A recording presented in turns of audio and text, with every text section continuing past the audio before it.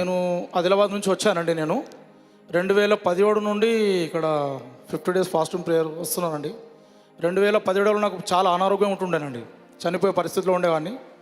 అప్పుడు లైవ్లో అమ్మగారు, మీరు ఒక్కసారి బెల్లంపల్లికి అడుగుపెట్టండి, మీ చరిత్ర మారుతుంది, మీ జీవితం మారుతుందని అంటే వచ్చామండి. మేము వచ్చిన వెంటనే మీటింగ్లో లాస్ట్ డే సభ ఉంటుంది చూడండి, అందులో నాకు స్వస్థత జరిగిందండి, విడుదలైంది, అనారోగ్యం నుంచి విడుదలైంది, ఆరోగ్యం బాగైందండి. అప్పటి నుండిగా జీవితంలో అనేక మేలు చేశాడండి దేవుడు. ఉండడానికి సొంత స్థలం లేకుండానండి దేవుడు చక్కటి స్థలం ఇచ్చిండండి, మంచి ఆరోగ్యం ఇచ్చిండండి, అప్పుల నుంచి విడుదలండి. దేవుడు ఎన్నో మా జీవితంలో మేలు చేశాడండి.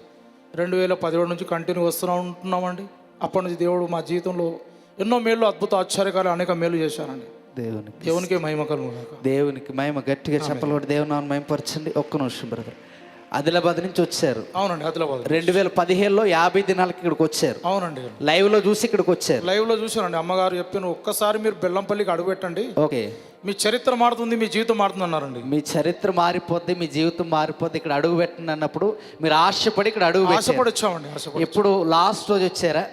50వ దినం లాస్ట్ రోజు వచ్చామండి. అప్పుడు దాకా మీరు అనారోగ్యంతో బాధపడేవారు. అవునండి. ఇక్కడ అడుగు పెట్టిన తర్వాత దేవుడు బాగు చేశాడు. చక్కటి ఆరోగ్యం ఉందండి. దేవుడు బాగు చేశాడు. మంచి ఆరోగ్యం ఇచ్చాడు. 2015 నుంచి ఇప్పటి వరకు మరలా మీకు అనారోగ్యం లేదండి. మంచిగా ఉన్నారు. అన్ని విషయాల్లో దేవుడు కార్యం చేశాడు. ఏది లోటు లేకుండా చేశాడు. ఇక్కడ అడుగు పెట్టారు, మీ జీవితం మారిపోయిందండి. చరిత్ర మార్చబడ్డది.